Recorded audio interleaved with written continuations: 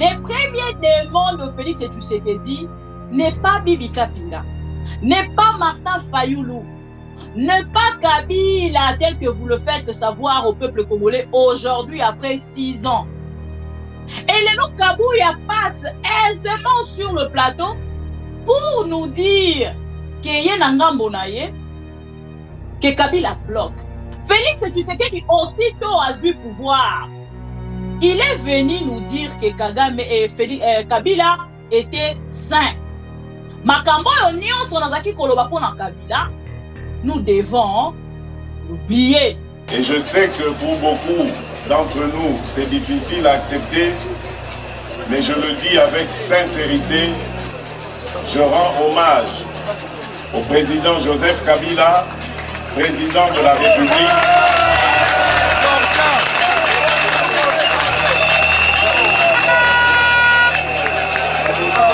Je vois que vous avez aussi eu la même réflexion que moi. Aujourd'hui, nous ne devons plus le considérer comme un adversaire, mais plutôt comme un partenaire de l'alternance démocratique dans notre pays. Aujourd'hui, nous ne devons plus le considérer comme un adversaire, mais plutôt comme un partenaire de l'alternance démocratique dans notre pays. Aujourd'hui, nous ne devons plus le considérer comme un adversaire, mais plutôt comme un partenaire de l'alternance démocratique dans notre pays. Kabouya lobby na meeting na ye lobby. Asilisi koloba. Asali nini? Akei Peter Kazadi Kilimbalimba Blaise na ba service ya ANER ba kiti pa Kabila.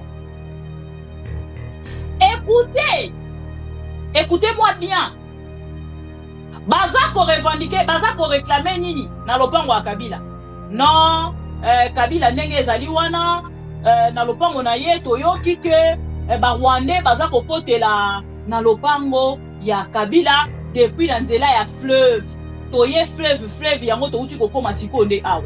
Donc nde toza beto bandi na maluku, tozo yanda munda tozo sala contrôle, nde toye ko kitela. Donc mukolongo ya contrôle. Ezalaki kaka même jour na oyoyo ya Kabouya rolo amateurisme. IDPS viva. IDPS viva. IDPS. Attention. Ça va? Même si vous voulez faire quelque chose, stratégie est important. Stratégie wana ezalaka jouer na o babengi intelligence. Et l'intelligence wana babandaka nanu intérieurement ko détruire o bosala ki lobby pour que boya sikona o bolingi bosala au peuple congolais à croire na bino.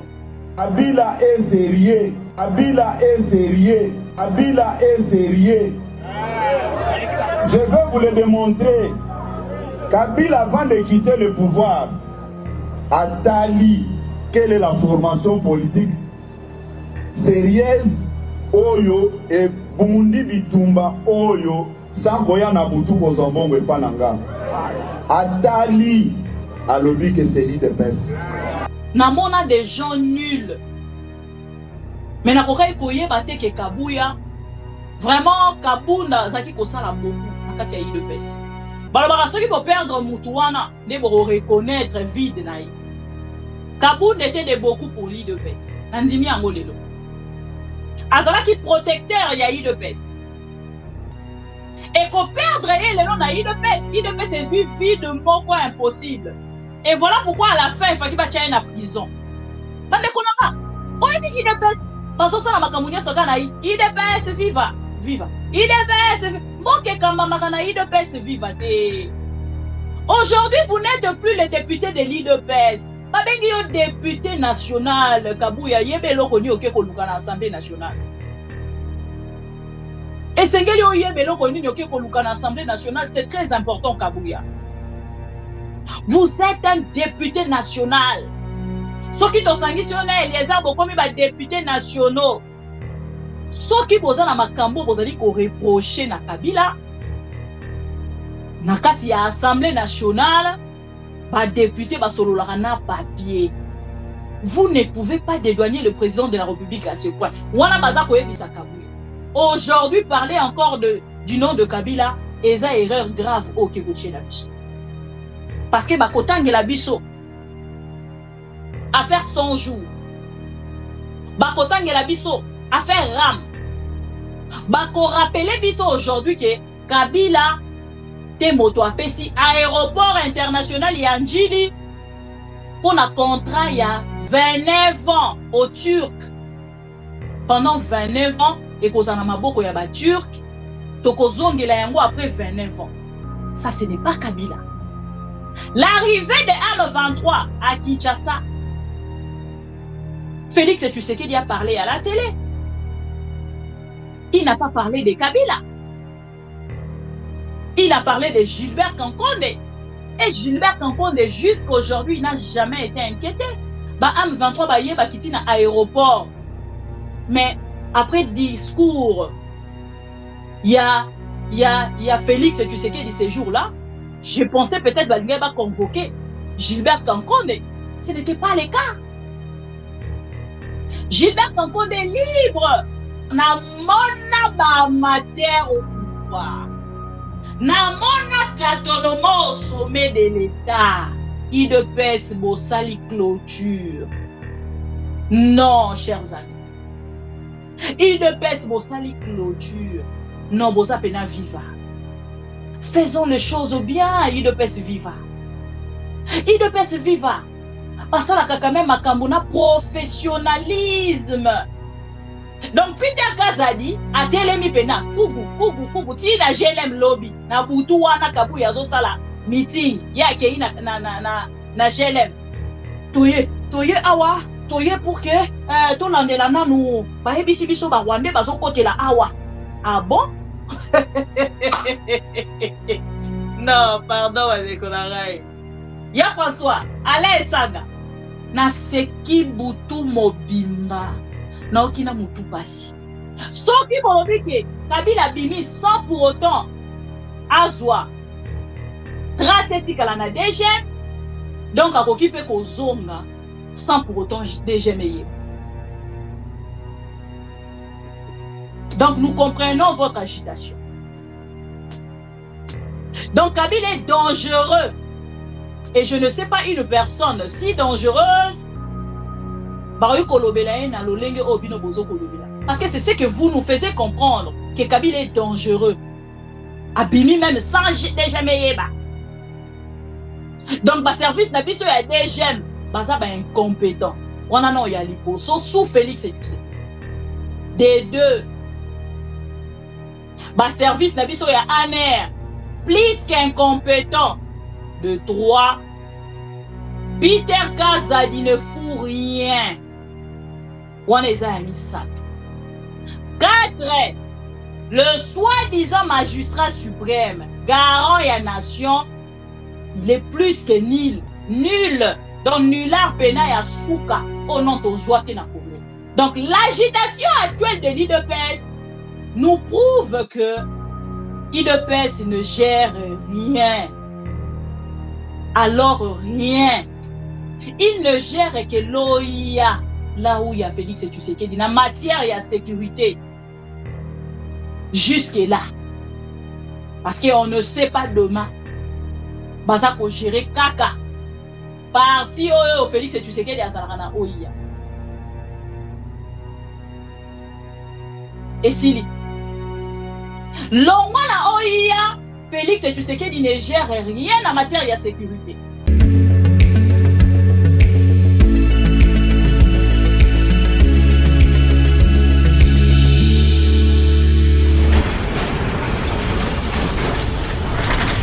Ma mission TV, le miroir du monde. Mais naza ko expliquer bino na poko lelo boy. Bino batuboza na distraction. Ba infiltrer bino, ba koteli bino ba na kati na bino. Discours ekomi kaka eza manda suka. Eza manda suka. Nana yebso ke eza manda suka.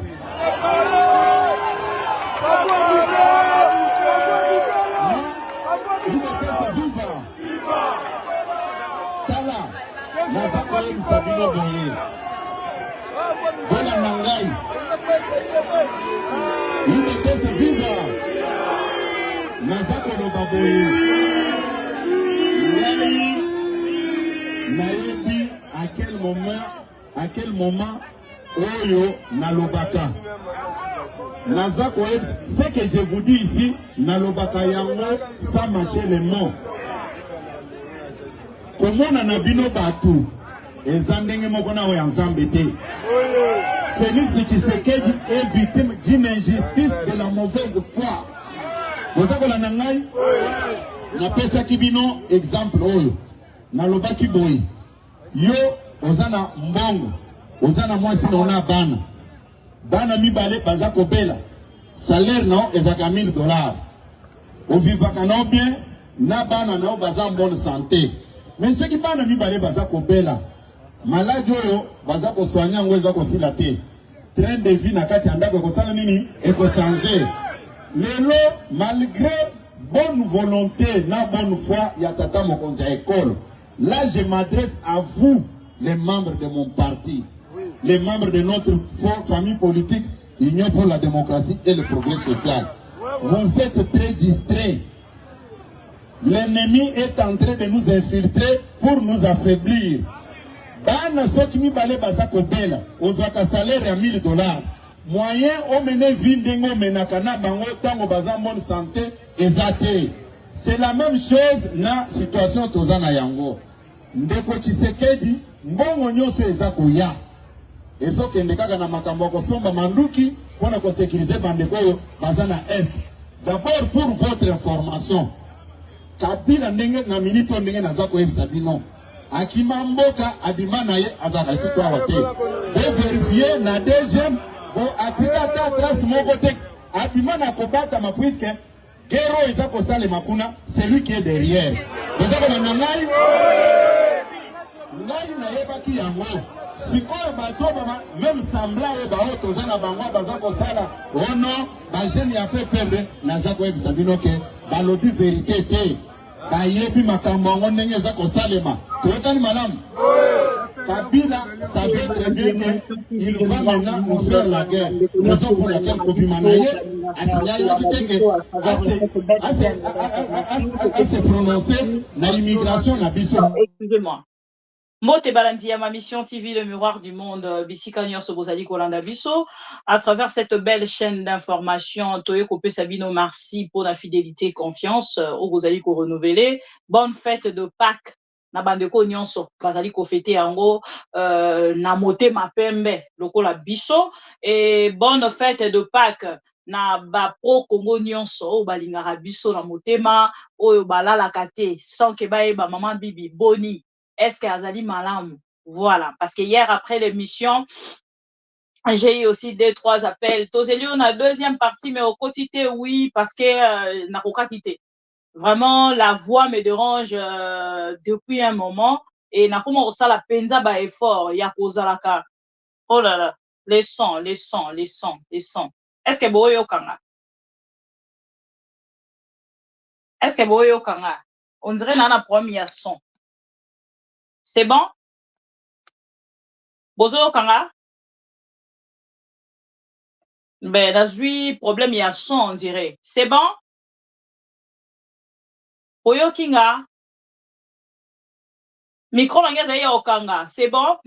Voilà, merci beaucoup. Alors, Nane Koloba, bon dimanche, et puis, bon dimanche de Pâques, ou bonne fête de Pâques, na bateau nyonso balingaka biso na motema, na bateau nyonso, baportaka biso penza na motema na bango, balobaka penza ke, voilà, toyaka kobakisa, peut-être, un plus, na ngambo na bango, et lelo ezali esengo, koyeba te dimanche ya lelo, na kozala ba Congolais, Nalamu qui très en forme, par contre, le soir, Nazala qui est en forme, c'est une bonne chose. Il y a quoi, Congolais et Belé. Oh, balingara biso, naba oh balingara biso te, mais prêtaka quand même attention. Il y a quoi, kolanda biso, kabiso. Bande kolanga bomoni na bandi na ndeko Kabuya. Il a voulu peut-être prendre la place d'Eliezer Ntambwe après le chemin, oh, il y a des entambouis, où tu bongo pour ça là, il y a là quelques jours, dans un côté de Sabino dans lobby, moto, ce qui a commis, parce que, boye bibino moko, non? Ce qui moto a leke à lobby likambu, pour le compte de l'IDPS, bah, kolaka toujours moto. Ote, oh, sait que, Kabila moto a tindi. Oh, sait que, Olive Lembe moto a tindi. Oh, Katumbi moto a tindi. Oh, aza moto a Katumbi. Alors, de notre côté, c'est fortement regrettable de voir Monsieur Kabouya, moto bauti kosala biso, les faux informateurs, oh, basala qui mise en scène. Pour nanga, en fait, ils allaient mise en scène. Il y a Kabouya comme informateur, formateur. Ils allaient qui mise en scène. Parce que bande konanga, bisika bauti kolekisa Kabila, on a vu les gens passer par là et devenir autre personne. Alors, soki Kabouya, moto ya kutani na Félix Tshisekedi. Moto ya batali si biso ki akoma ki informateur, akoma ki formateur. Alali alamuki un bon matin. Malgré outiko à la veille ya kotika mokanda na Félix Tshisekedi, atiki yango vendredi et samedi a lancé meeting na ya kosala. Alors comprenez que c'est ce que Félix Tshisekedi a envoyé. Donc, il a envoyé à Félix Tshisekedi pour passer le message. Il y a bilan, il y a Félix Tshisekedi. Rappelez-vous, chers amis, sur ce plateau, Nayebisa Kibino, Kalami te IDPS kolobake, bazali ko bloqué, mais bazali ko lukana nu mutu. Oh, bakotia en avant. Et Léno Kabouya passe aisément sur le plateau pour nous dire que ye nangambo na ye, que Kabila bloque. Et sengonanga, eza komona réaction ya ba dialéloliste. Paba o bazalaki liboso na ye. Mais ba oyo bazalaka na réseaux sociaux, comme o babengaka armée numérique, ya Félix Tshisekedi. Baboyi, balobi non, non, non, non, non, non, non, non, non. Sortie médiatique ya Kabouya, ezali erreur grave. Na monde entier, c'est-à-dire na kati ya République démocratique du Congo et l'extérieur du pays, eza très mal vu. Pourquoi? Bande konaye bisarabino, les premiers démons de Félix Tshisekedi n'est pas Bibi Kapinga, n'est pas Martin Fayoulou, n'est pas Kabila tel que vous le faites savoir au peuple congolais aujourd'hui après 6 ans. N'est pas Moïse Katumbi, n'est pas Docteur Mukwege, n'est pas Pero Louara, Fabien Kouswanika, Kerwin Maïzo, na bandeko mosusu natangi kombote balimbisa. Premier demande de Félix Tshisekedi, c'est sa langue. Bandeko nanga Félix Tshisekedi a sali ba et j'ai toutes de vidéos. Nazana ba vidéo nyonso ya ba déclaration à Félix Tshisekedi. Comme nazalaki na opposition ti lelo, bandeko boyebi inspiration ya var. Et outinga plus na Félix Tshisekedi. Normalement, na musika place nazalaki na possibilité kutute. Yako réapparaître. Parce que je savais que je n'allais plus recevoir mes invités comme avant. Parce que les autres personnes pensent dire que non, Bibi Kapinga boa kangunda. Et ça, une bonne manière pour na bango ya ko choquer nga non, pas du tout. Bibi Kapinga zarasus na Congo te. Cela ne m'empêche pas de venir avec de vraies informations vérifiables. C'est-à-dire, je n'ai pas peur qu'une personne puisse passer à la télé pour dire que non, Bibi Kapinga n'est plus au Congo. Mais moi-même, je fais des vidéos de fois à l'extérieur. Il y a place Naza, je n'ai jamais dit aux Congolais que j'étais à l'extérieur, au Congo. Avec tout ce que j'ai dit aujourd'hui, vu le pouvoir de Félix Tshisekedi, pensez-vous vraiment que je pourrais être au Congo? Ndeko nanga to réfléchir nano. Na nyonso nga na lobaka, ba vérité nga na yaka nango matin, midi, soir. Pensez-vous, par exemple là, depuis hier, je vous informe que Félix Tshisekedi est éprouvé.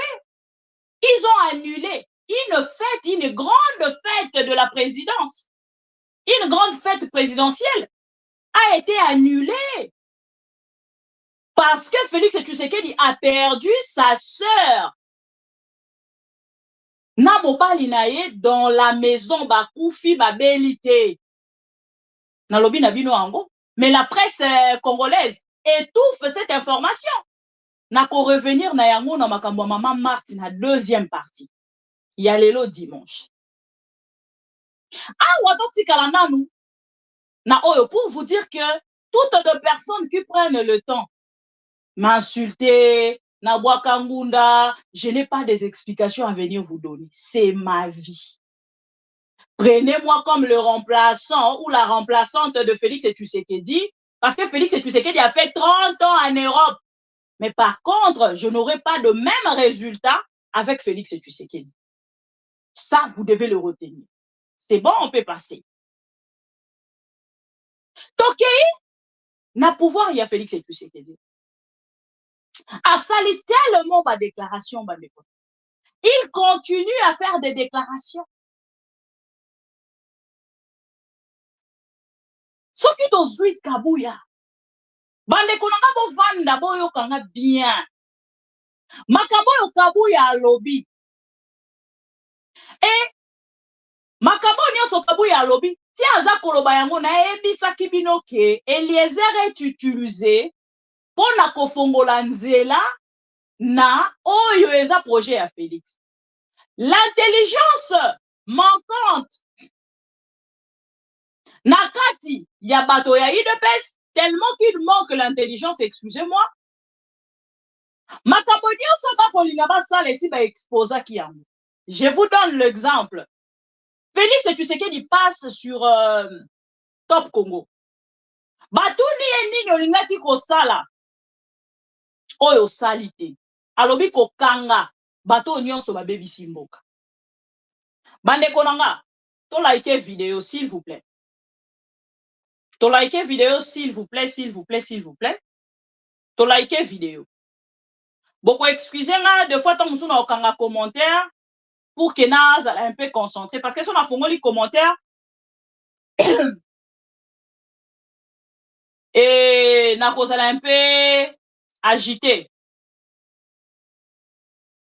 Pardon, na se perdre na fil d'idée nanga.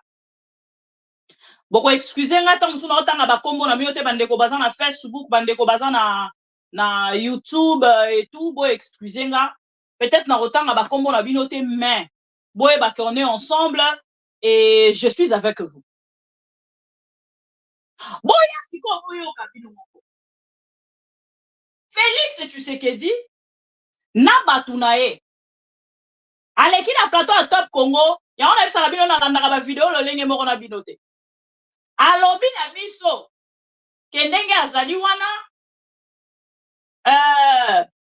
makambo oyo alingaki asala oyo asali te eza kokanga bato oyo babebisi mboka. Botala déjà moto oyo azali na vision te. Aza na vision te, aza na eloko moko te azalaki na yango mpona bakongole. Abebisi mboka, bato babebisi mboka esengelaki akanga bango. Bato oyo babebisi mboka, soki tozali kotala bango na molai ya bokambami ya Kabila, c'est-à-dire toutes de personnes oyo bakoti na kati ya union sucrée salée.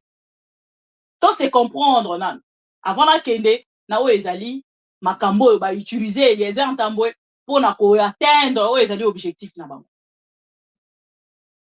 Comment un président de la République oyo amibengi président de la République plein président akende kolobake makambo oyo ye azaki nango ya kosala oyo ye asali te eza kokanga bato babebisi mboka wana ya liboso.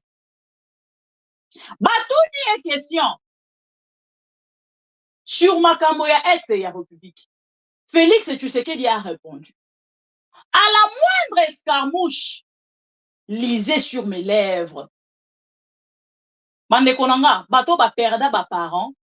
À chaque fois, ceux qui ba vandi, ba kanisaka makambo, maman azalaka koloba.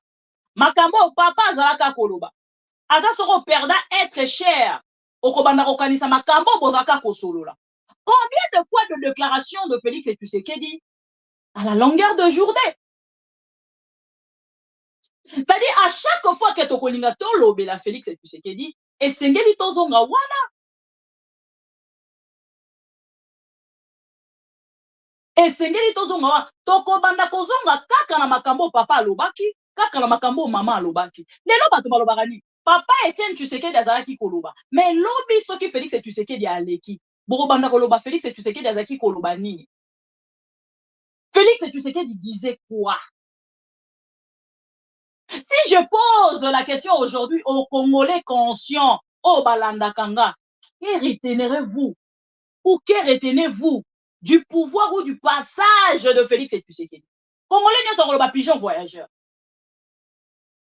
Congolais n'y sont pas pigeon voyageur. Monsieur Félix et Tshisekedi a répondu. Alekani partout, balobi na biso na diplomatie. Félix et Tshisekedi à l'équipe à président nyonso balekana. Ok, c'est bon. Alekani partout, na ba forum nyonso, na ba rencontre nyonso ya ba président et salami dans le monde. Félix et Tshisekedi a accueilli. Il dénonçait que Kagame, pas une autre personne. Et nous les Congolais, to soutenir y dans le sens il y a qu'à dénoncer, mais avec action. C'est là où je dirais que vous n'avez jamais compris. Toutes de personnes au Bazali Kolekana, on a commenté ou qu'on dénoncer, qu'on critiquer. C'est que Félix et Tshisekedi fait au pouvoir, c'est pour pousser Félix et Tshisekedi à travailler. Malheureusement, l'homme n'a jamais eu de vision pour la République démocratique du Congo. Et voilà pourquoi aujourd'hui, il se retrouve nul. Chose grave. Félix Tshisekedi s'est affiché beaucoup de fois avec Kagame.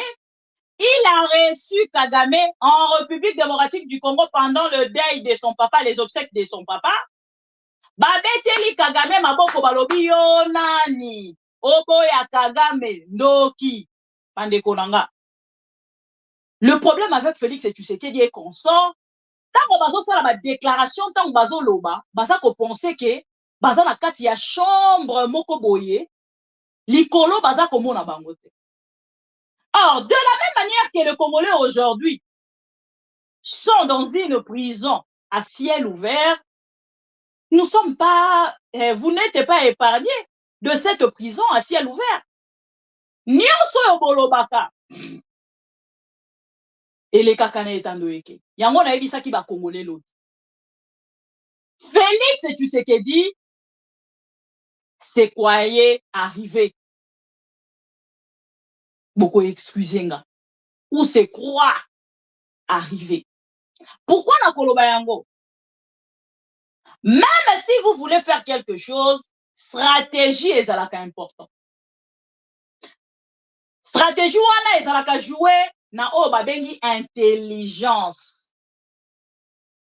Et l'intelligence wana babandaka nanu intérieurement ko détruire oyo bosala ki lobby pour que boya sikona o bolingi bosala au peuple congolais à croire na bino. Félix Tshisekedi aussitôt a eu pouvoir. Il est venu nous dire que Kagame et Kabila étaient saints. Makambo yo nyonso nazaki koloba pona Kabila, nous devons l'oublier.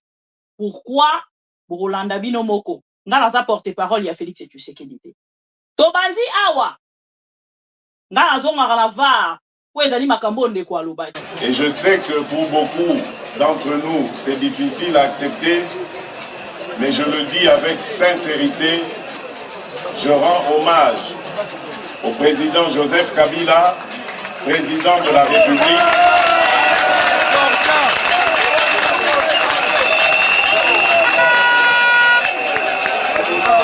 Je vois que vous avez aussi eu la même réflexion que moi. Aujourd'hui, nous ne devons plus le considérer comme un adversaire, mais plutôt comme un partenaire de l'alternance démocratique dans notre pays.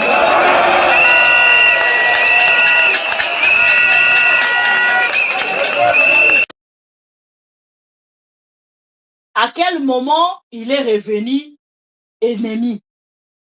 Et sa question. Mais naïvi qu'elle reçoit réponse à un côté.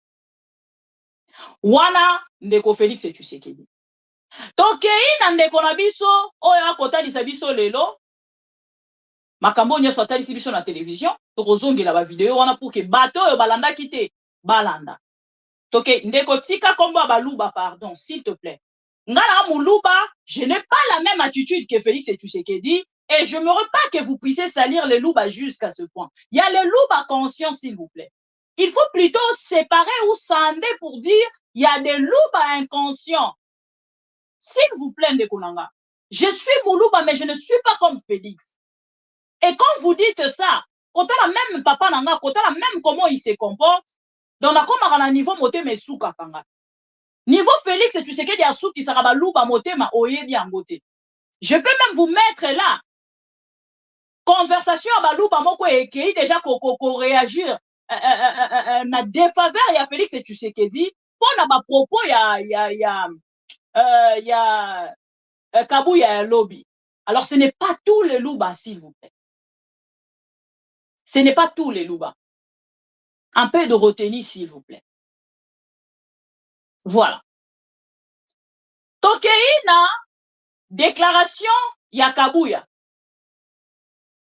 Wana Félix et tu sais que du moto à lobby, toye kozwa Kabouya. Kabila est sérieux. Je veux vous le démontrer. Kabila, avant de quitter le pouvoir, a tali quelle est la formation politique sérieuse Oyo et Bundi Bitumba Oyo sans koya na butu kozambongo epananga. Atali a lobby que c'est l'idée de peste. À vous, les membres de mon parti, les membres de notre famille politique, Union pour la démocratie et le progrès social, vous êtes très distraits. L'ennemi est en train de nous infiltrer pour nous affaiblir. Bana soki mi bale bazako bela, ozwaka salaire à $1000. Moyen omene vindengo menakana bango tango bazamon santé ezate. C'est la même chose na situation tozana yango. Ndeko Tshisekedi mbongo nyonso ezako ya. Ezokende kaka na makambo kosomba manduki pona ko sécuriser bandeko yo bazana est. D'abord pour votre information, Kabila ndenge na minute ndenge nazako ebisabino. Akima mboka abimana ye azaka chitwa hote. De vérifier na deuxième bon atika ta trace moko tek abimana kobata ma puisque Gero ezako sale makuna, c'est lui qui est derrière. Vous avez le nangai? Ngai na yebaki yango. Sikoyo bato baba même semblant e bao tozana bangwa bazako sala. Oh non, ba jeune ya pe perdre nazako ebisabino ke balobi vérité te. Bayebi makambo ngo ndenge ezako salema. Toyekani malamu. Kabila savait très bien que il va maintenant nous faire la guerre. Raison pour laquelle Kobimanaye a signalé que à se prononcer na immigration na biso Abimanaye na nenga ya kobatama. Ozako na nangai yango sikoyo nazongeli place wana. Bino bato bozako loba o Félix Tshisekedi azo résoudre problème ba Congolais. Félix Tshisekedi a la bonne volonté de résoudre tous nos problèmes. Vous avez gagné? Batuni question za la JR. Oui. Azana bango? Ah mais oui, quand il va le monsieur. Écoute, nazu bango yo kana ipso zela nan zala calme. Non, mais monsieur non, zala na ipso. Vous allez na garde républicaine ils a péché. Ils a péché de? Ah voilà. Mais il faut avoir la qualité pour nous en avoir. Pour avoir la qualité, qui suis-je dans le régime? Oui. Je suis secrétaire général de la famille présidentielle. Voilà. Wana Kabouya, alobi na biso, ke non ndenge azali wana, Félix Tshisekedi, azana bonne volonté, ya kosale la ba Congolais, mais la personne qui bloque encore, c'est toujours Kabila. C'est là où naïe penza pour que na soana ba jale lolis. Bajaleloliste, boya, bovanda, juste à la première place. Boyo kanga bien. Yaya nanga, na vie, moto a changeaka. Moto oyo a changeaka te vie mobimba. Kombo na ye nzambe, ala. Kombo na ye nzambe, ala. Ala nde a changeaka te vie na ye mobimba. Boyebi rôle, dans une dernière vidéo. Vous connaissez le rôle, il y a bagarre républicaine. Kabouya, secrétaire général, il y a parti. À Koma Kotambolana, bagarre républicaine. Mais quand il passe sur un plateau de télévision, ce qui m'a tourné une question en a lobby, je suis qui dans ce pouvoir? C'est-à-dire, loi autoyebi, il y a garde républicaine, azali pour la famille présidentielle, yé étant secrétaire général, ami koti na kati ya nini, ya otobengi présidence, famille présidentielle. Wana na koya na ngope na deuxième partie. Ba violer même yango parce que bango bazu pouvoir. C'est ça la définition de ce que Kabouya a dit. Maintenant, eloko ekamwisinga makasi. Eloko ebebisi communication ya Kabouya akokaki kokende kozwa maloba oyo Eliezer alobi te aya na yango. E basuki wana te. Juste après cette déclaration, boboninga na tie je l'aime encerclé. L'arrestation de Kabila enfin eza question. Parce que na moni madame Barbara Nzimbi a réagi pour le compte ya Kabila pour dire que makambo nyonso Kabouya alobi eza mensonge. Avant on a koma kuna. Kabouya a sali déclaration au Bolandi. Quand on a koyebisa bino que pouvoir ezape likambo ya moto ezelo kwa nzoto bandeko nanga. Ezalo kwa succès. Succès ezakelo kwa nzoto. Ozo forcer te mozana succès. So na ko yebisa bino likambo ko ekamwisa bino. Na ko yebisa bino boyebi ke ti lelo redi a misa zaka na succès. Misuba oloba sila saka so album mais ana succès. Tozana succès oyo ezalaka moto azana ngo na moment wana pour que bato bayeba ye. Et tozana succès oyo tobengaka succès stable.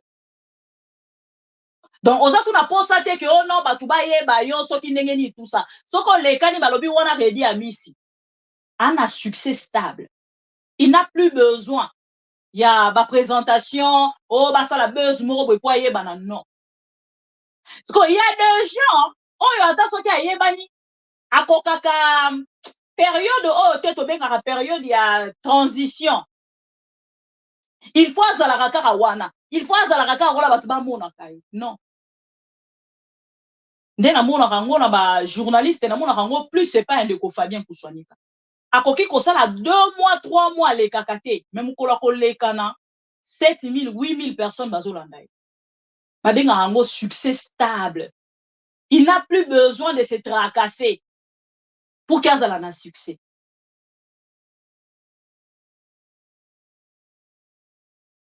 Lelo siko bandeko nanga bolanda bien. Na yebisa kibino pe na annonça kibino.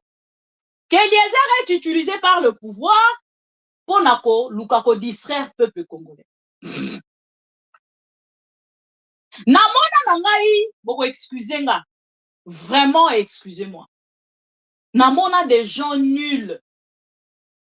Mais na kokai koyeba te ke Kabouya vraiment Kabunda zaki kosala beaucoup nakati ya IDPS. Balobaka soki bo perdre mutu wana nde bo reconnaître vide na ye. Kabunda était de beaucoup pour l'IDPS. Nandimi yango lelo. Azalaki protecteur ya IDPS. Et ko perdre ye lelo na IDPS, IDPS est vu vide moko impossible. Et voilà pourquoi à la fin il fallait batia na prison. Kabouya alobi na biso azali sérieux. Aye koyebisa biso makambo. Ndenge nini Kabila ndenge aza wana abimi na mboka sans pour autant même atika ba trace. Mais c'est grave. Et pendant que je vous parle, juste quand tu as fait déclaration, quand tu as babandi dans Eliezer moto aliboso alekani na télévision. Pou. Na rocha quand même déclaration en boyoka. Mobimba pour na bato batala kité, toyebi kezan bato beta musu mege ezala kité, tant musu courant ezala kité. Maman Bibi a ko répondre na bino parce que je suis là pour vous.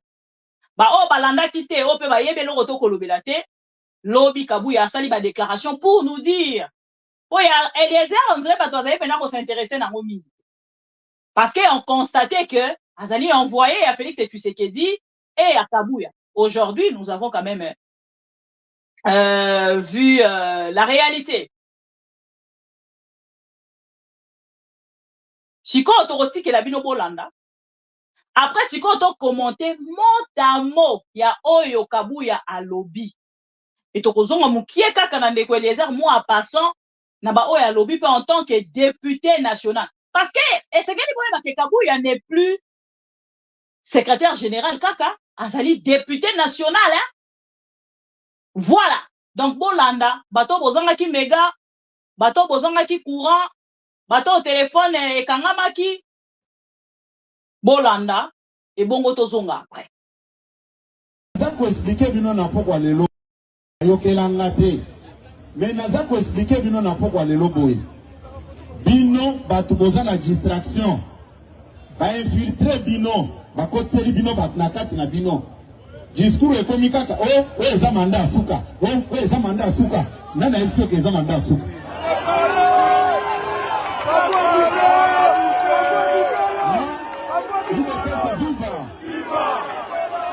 Tala naza koyebisa bino boye. Bona nangai. Ibetese viva. Naza koloba boye. Nayebi à quel moment Oyo nalobaka. Naza koyebi. Ce que je vous dis ici, nalobaka yango ça marcher les mots. Comment nanabino batu ezandenge moko na oya nzambe te.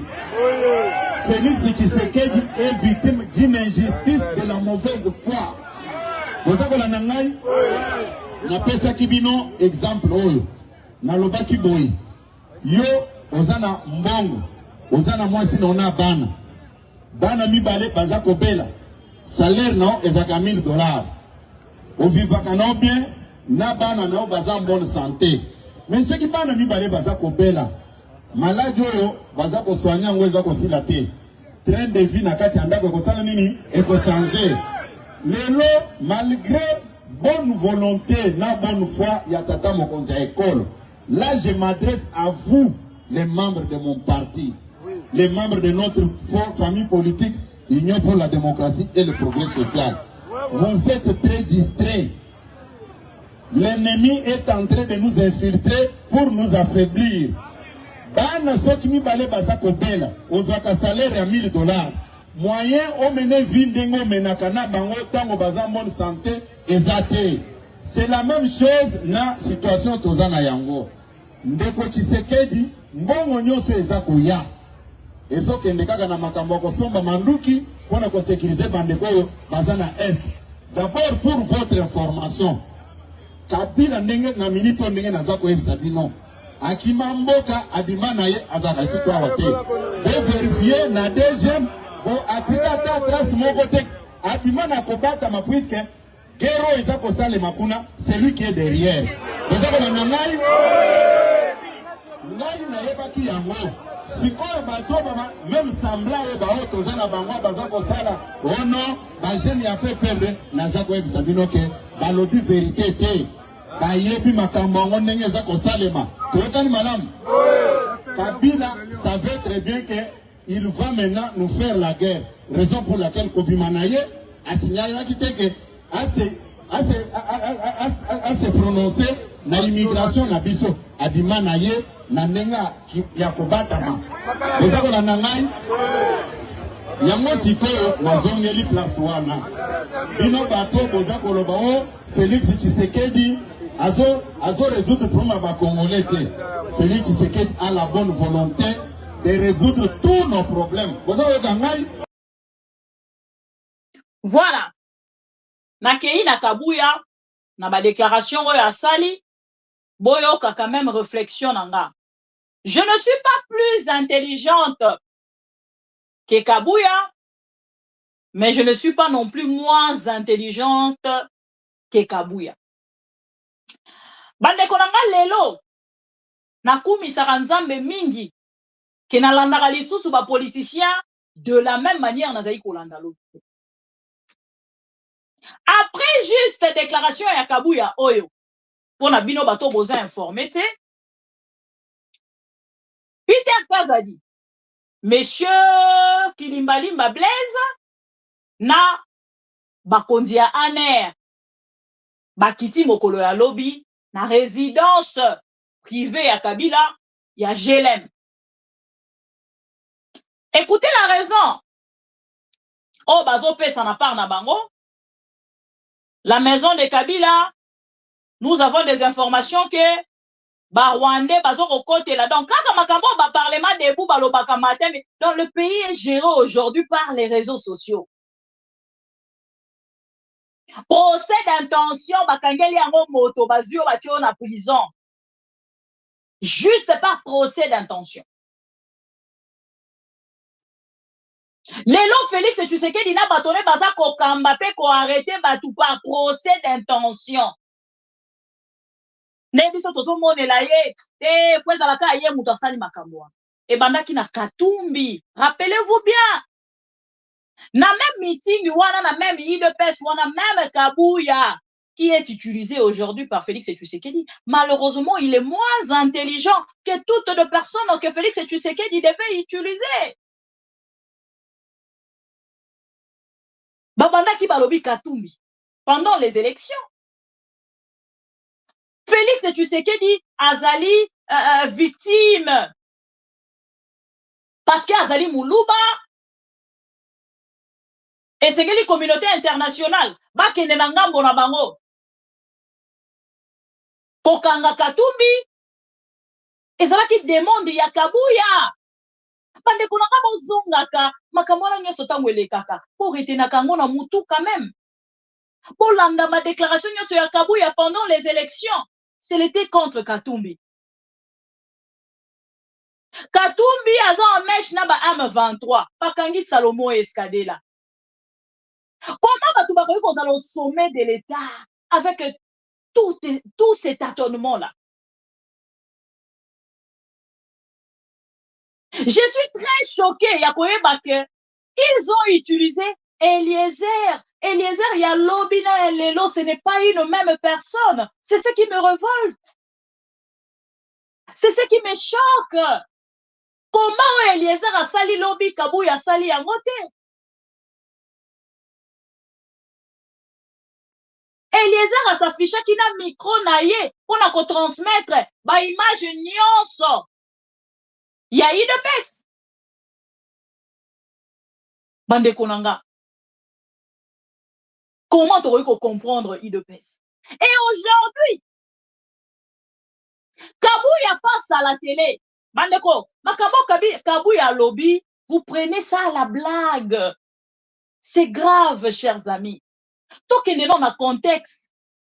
Il y a Makabo Kabuya lobby. Kabila Bimi na Congo sans que déjà mais c'est grave. Eh, bandeko nanga. Oyebi IDPS. Bazosa na makamunya soka na IDPS viva. Viva. IDPS, moke kamba makana IDPS viva te. Aujourd'hui, vous n'êtes plus le député de l'IDPS. Babengi yo député national, Kabuya, yebe loko ni oke koluka na Assemblée nationale.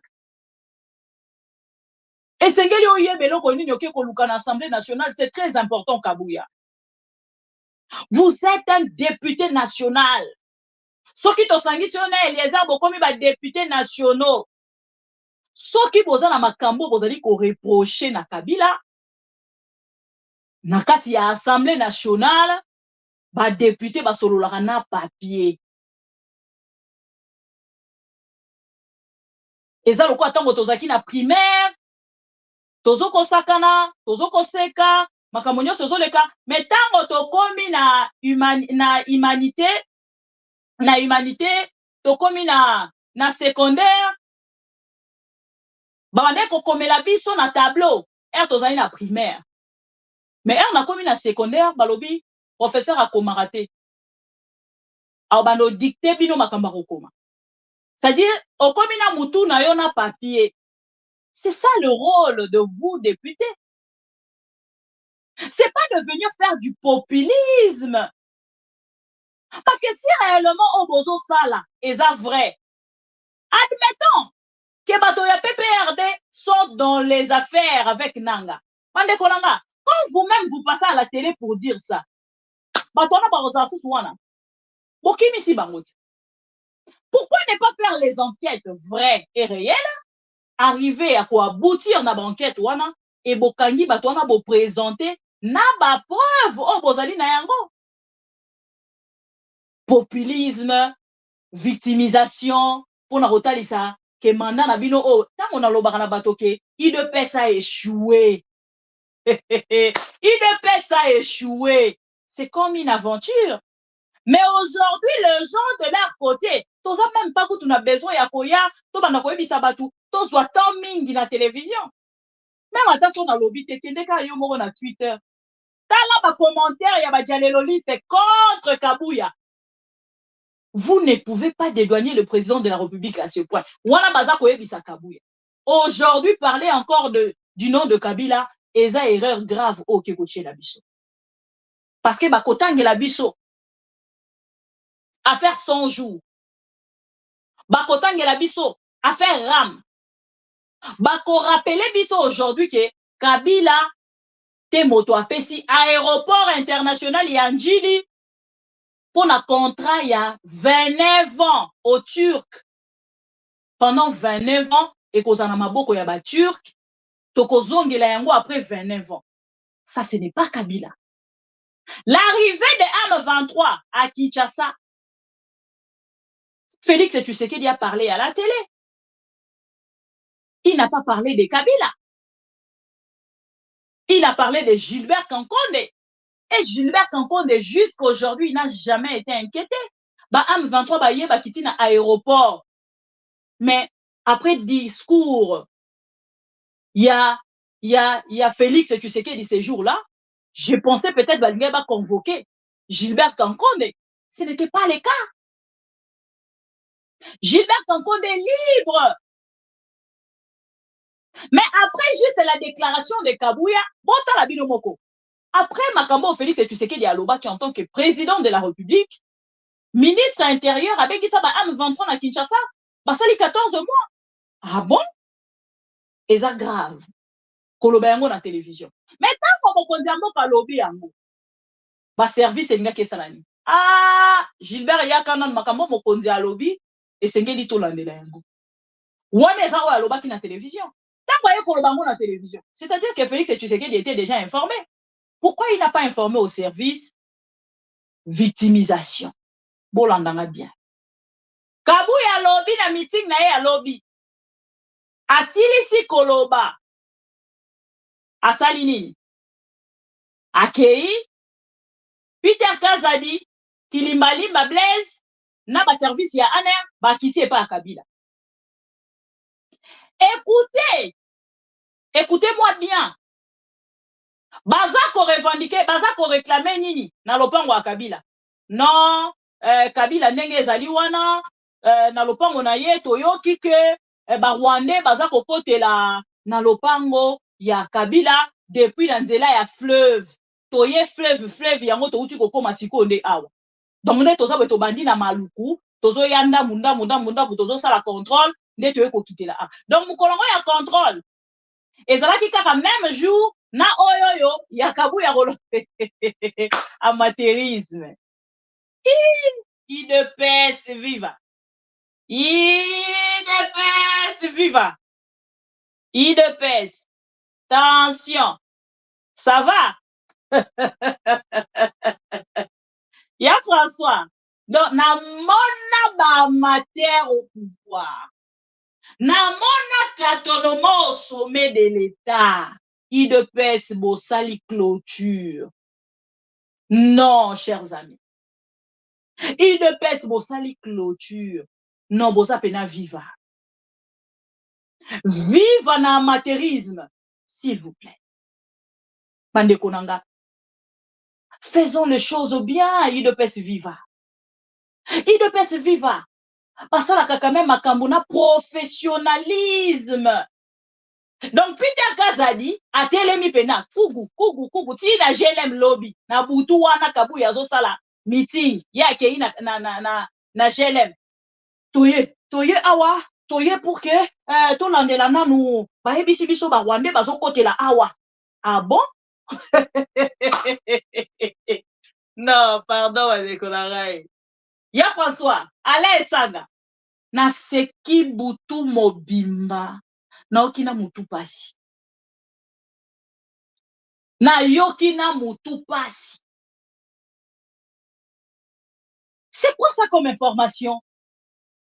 Non, nengeza watoye, parce que ba ibisi so ba wande bazo kotela na ndenge ya.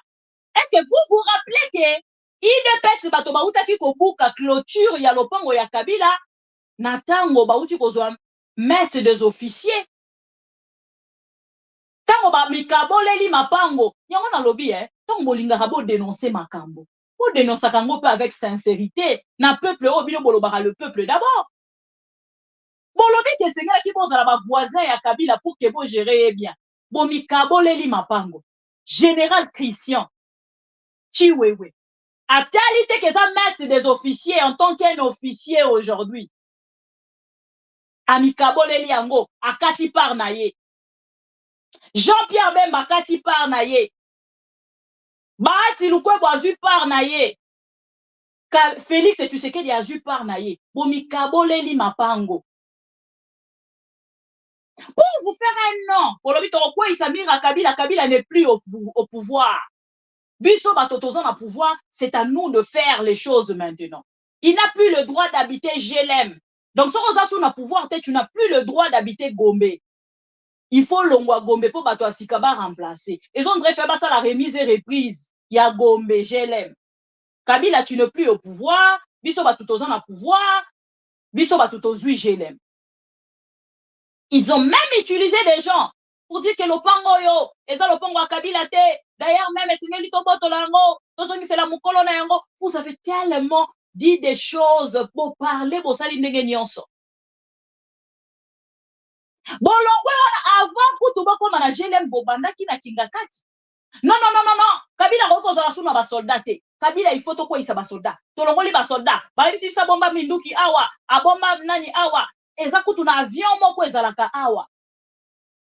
Kabila lingaka ka mukolo moko boye akodémarrer avion, akodekola avion wana akei yakimi. Bande kolanga tolala tolamuka, ba ekolakisa biso ba avion wana eza restaurant. Ndeko nanga soko kwa ndinga ba avion wana etelema. Te wana ba kosite, eza pena na attitude nete linge matekende. Position ya avion wana ezalaka pena nete linge kende. Mais avion wana eza restaurant. Moko ya ba conseiller ya Félix Tshisekedi madame Bouadja akenda tina restaurant wana na mona même ba photo na réseaux sociaux azokumisa même parc ya Kingakati. Bande konanga lelo IDPS après juste meeting ya Kabuya bakei siko kuna kotala. Kabuya nous dit nazalaki nanga déjà informé que Kabila bimaki atika traste na DGM. Bande konanga mais c'est grave encore. IDPS. Na bakati bo sala kanenge nini. Pour que ta bozwa une minute te ya kosala ta moi conseil moko à l'interne. Bo solo ni nano. Boyeba makamona nina loba. Mutu na mutu ya kosala sortie médiatique na ye. Tango alingi. Mokolo alingi. Alobi na biso un mot retenir. Kabila bimi sans pour autant atika trace na DGM. Bande konanga c'est encore grave. Soki okei na ngambo ya ndeko na nga Eliezer Ntambwe alobi na biso Henri Magie babimi na nzela à Brazzaville sans pour autant jamais yeba. C'est encore grave. Donc l'agitation actuelle de l'IDPS nous prouve que l'IDPS ne gère rien. Alors rien. Il ne gère que l'OIA, là où il y a Félix Tshisekedi, en matière de sécurité. Jusque-là. Parce qu'on ne sait pas demain. Baza ko gérer kaka. Parti au Félix Tshisekedi à Salrana OIA. Et Sili. L'ongwa na OIA, Félix Tshisekedi ne gère rien en matière de sécurité. Excusez-moi, mais je dois vous le dire. Parce que tenir de propos comme ça, et Binisibino, incompétent en matière déjà de sécurité. Or, sécurité ne moto simbi mboka. Sauf qui vont dire que Kabila Bimi sans pour autant azwa trace éthique à la DGM, donc à occupé ko zonga sans pour autant DGM yeba. Donc nous comprenons votre agitation. Donc Kabila est dangereux. Et je ne sais pas une personne si dangereuse parce que c'est ce que vous nous faisiez comprendre, que Kabila est dangereux. Abimi même sans jamais yeba. Donc, le service n'a pas eu des gemmes, incompétent. On a non, il y a Liboso sous Félix et Tshisekedi. Des deux. Le service n'a pas eu Aner, plus qu'incompétent. De 3. Peter Kazadi ne fout rien.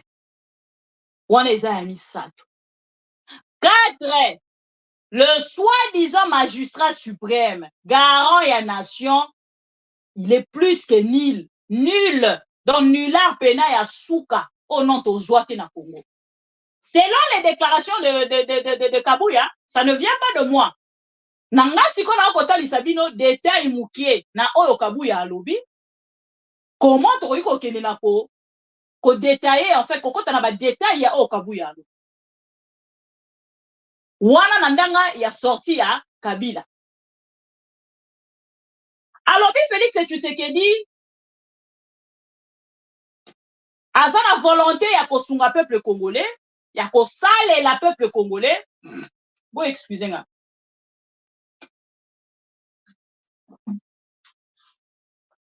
Mais problème est ça, Kabila Zaka ko bloqué. Bande konanga boya nanga to comprendre loko. Balobi Kabila Kima. Alaka même DGMT. Kabila Kima, mais Kabila zo bloqué. Kabila Zali ou Kabila Kenda, on comprend plus rien. Moi, je suis perdu. On va comprendre un peu sa explication. Kabila Kima. Abima na déjà mboka. Kala. Moi, c'est non Kabouya.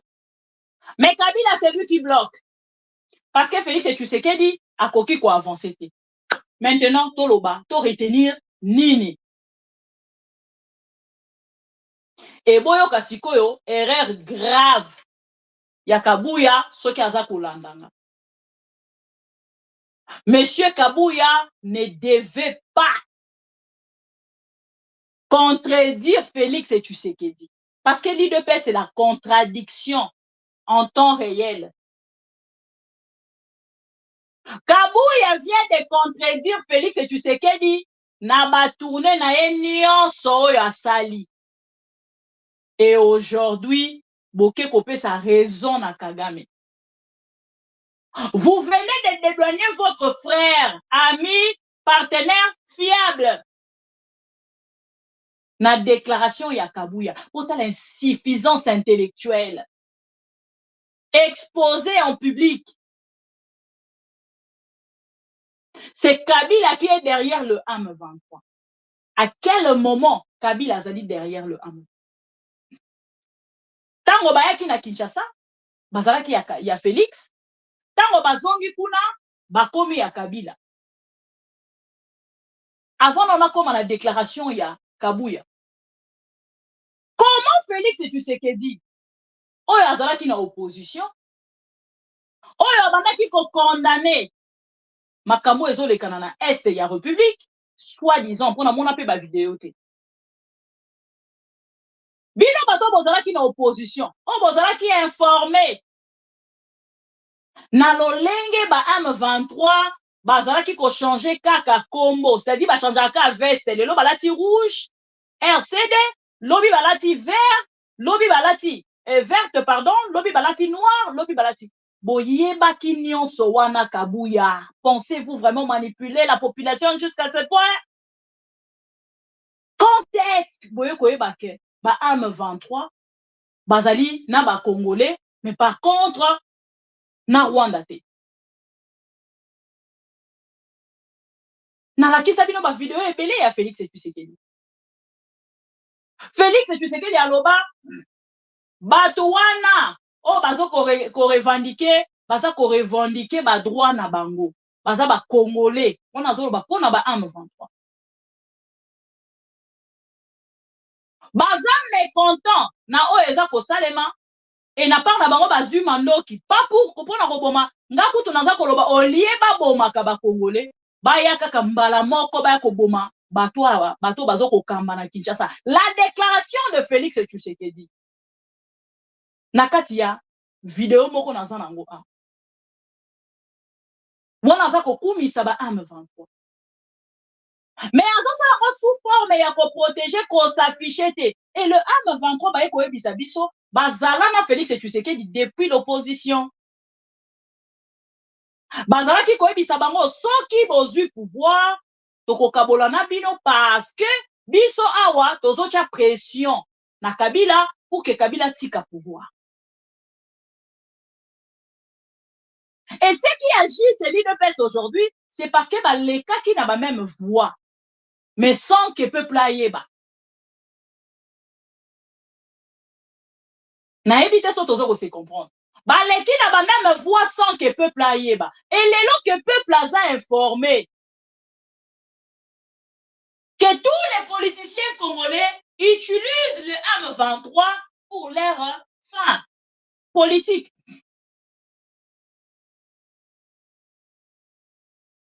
Et M23 ba koma wana donc yoza la wana karo yoza babenga rango nini pne nanga ya réserve. Donc ceux qui koto esimité na rozoyo na remplacer. On a compris les jeux. Vous êtes tous passés par là. Donc si aujourd'hui vous accusez Kabila, donc oye ko dédouaner sikoyo Kagame, et c'est ce qui est grave. Parce que le monde entier, basant un message, il y a Kagame. Et dire aujourd'hui que c'est Kabila, donc l'UDPS est encore avec Kagame. Laissez-moi vous dire. L'UDPS est encore avec Kagame, alors c'est que Kagame demande à Félix Tshisekedi d'afficher plutôt le nom de Kabila que de lui, ce qui a l'Ingiba Monana. Soki olingi tozonge la relation na biso luka kombo mutu mususu tia liboso et longola kombo nanga wana ngana yo tokomona parce qu'il ne faut pas quand même mentir les Congolais jusqu'à ce point. Ndenge nazoyebisa ba Congolais tout à l'heure. Augustin Kabuya nous parle et nous dit que non mbongo nyonso ezokende na ba arme baza kosomba minduki pona ko protéger population ya est ya république yango moni tozoko souffrir ndenge tozoko souffrir lelo Kabuya Félix Tshisekedi est passé sur les antennes d'une radio de la place akei ko défendre salaire ya ba député Kabuya. Tu étais où pour venir nous dire le contraire? Na lobi na Kabuya salaire ya ba député c'est toujours Kabila. Kabila ne bloque pas salaire ya ba député.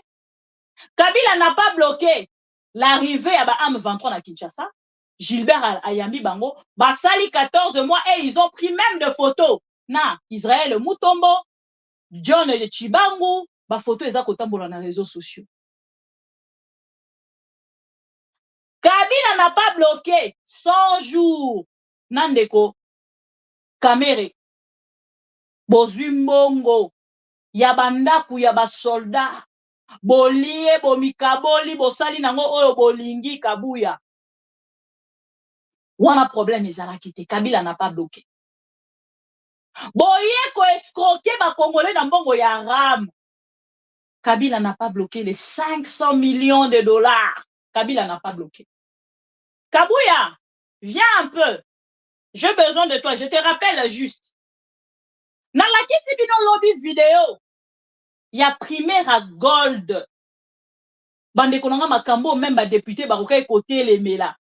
Ko commenter sur yango primaire à gold. Oh société oyo nga moko bibi kapinga na koki ko chambongo $20,000 pour que na sala société wana. Mais balobi na biso société wana esalami eza ya ba arabe baye ko investir na mboka na biso mais avec $9,000. République démocratique du Congo était même mbongo plus que bango. Nazongi c'est la kibino vidéo wana. Nakoki pe lisu kozongi c'est la bino yango. L'IDPS kangi monoko eloba eloko te. Wana ka ba point o naza kotangela bino. Tozui Kabundu moko oyo azaki na bino a dénoncé à haute voix lolenge ba millions ezobima. A dénoncé à haute voix. Botikala ko réagir te. Botikala ko réagir te ata mokolo moko te. J'ai toute une liste. Zando oyo moko 25 ans na maboko ya ba étranger. Zando oyo. Et qu'on vende pendant 25 ans na maboko ya ba étranger. Bango bato ba ko gérer. Aéroport international Yanjili. Pendant 29 ans na maboko ya ba étranger. Immeuble au boko talisa biso ya finance. Pendant 39 ans na maboko ba turc. Aéroport na maboko ba turc. Zando na maboko ba turc. Immeuble wana na maboko ba turc. Primaire à gold wana ba koko sabiso na maboko ya ba Qatarien.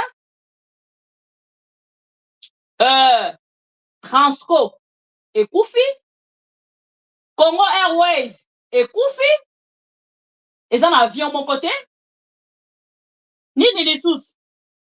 Ba fonctionnaire baza ko futa matin. Te mokolo ya lelo na moi déjà ba kolela. Ba détournement matin midi soir na ba entreprise ya l'état. Non seulement ba détournement donc mais gestion moko impossible. Tozongi na salaire ya ba député de 21 000 à 33 000 dollars. Félix Tshisekedi même a commenté, on a des vidéos.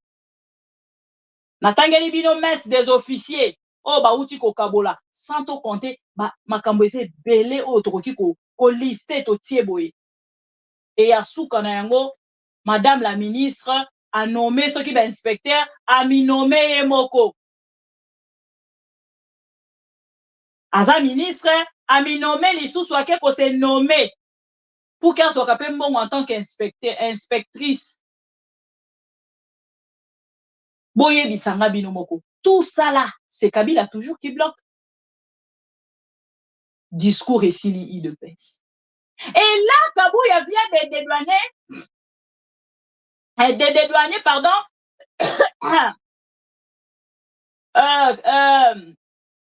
comment on l'appelle, Kagame, pendant que Félix Tshisekedi n'a pas plateau na yenyonso, aleke alobi kaka likambo ya Kagame. Bolam. Entre 4 chefs d'État, celui qui nous recevait à l'époque, qui était aux affaires, le président Uhuru Kenyatta, et puis les deux présidents rwandais et ougandais, ainsi que moi-même. Donc nous avons eu cette réunion où les grandes lignes ont été décidées, c'est-à-dire, je rappelle rapidement, qu'on devait mettre fin à l'activisme des groupes armés, tous, quels qu'ils soient, et on les avait catégorisés. Il y avait des groupes armés locaux, donc de Congolais, compatriotes, et puis il y avait des groupes armés étrangers, mais tous étaient actifs en République démocratique du Congo et non seulement déstabilisaient la région de l'Est du Congo, mais également les pays voisins. Et dans les groupes armés étrangers, on avait visé les FDLR pour le Rwanda et les Red Tabara pour le Burundi. Alors, pour cela, on a dit on mettait un contingent en place composé de forces de plusieurs pays, sauf le Rwanda, ça c'était sur l'insistance de la République démocratique du Congo, pour, dans un premier temps, tenter la dissuasion. Donc, en tendant la main, on avait demandé à tous les pays concernés de tendre la main à leurs activistes armés. Et la République démocratique du Congo avait été désignée comme devant montrer l'exemple. Ce que nous avions fait, je me rappelle, après je restais quelques jours à Nairobi pour attendre justement ces groupes armés, dont le M23, souvenez-vous, à l'époque. Malheureusement, pour des raisons techniques, je devais rentrer, ça ne se faisait pas assez rapidement, c'est la MONUSCO qui devait nous aider aussi, entre autres, à les faire venir. Donc, ça fait que j'ai dû rentrer à Kinshasa, mais je me suis adressé à ces groupes quand même par visioconférence, parce que c'était... Et alors, au moment où nous étions dans cette discussion, il y a eu beaucoup de compatriotes qui étaient arrivés, représentant leurs groupes armés. C'est là que le M23 choisira de rouvrir les hostilités sur le champ de bataille. Alors, nous avons compris qu'en fait, c'était un empêcheur de tourner en rond. Et c'est à ce moment-là que nous l'avons désigné comme groupe terroriste et coupé désormais tout contact avec ce groupe-là. Donc, ça, c'était pour le rappel historique. Et donc, depuis lors, le Rwanda qui niait à ce moment-là l'évidence, parce qu'à plusieurs reprises, j'avais demandé au président Kagame de reconnaître si c'était vraiment lui qui était à la base de cette agression, il l'a nié, jusqu'au moment où on a commencé à faire des prisonniers rwandais, à trouver des preuves de l'implication du Rwanda et à avoir la preuve la plus officielle par les experts des Nations Unies qui établissaient aussi la présence de l'armée rwandaise sur notre sol. Et là, ils ont changé de narratif, ils ont commencé à nous accuser de soutenir les FDLR.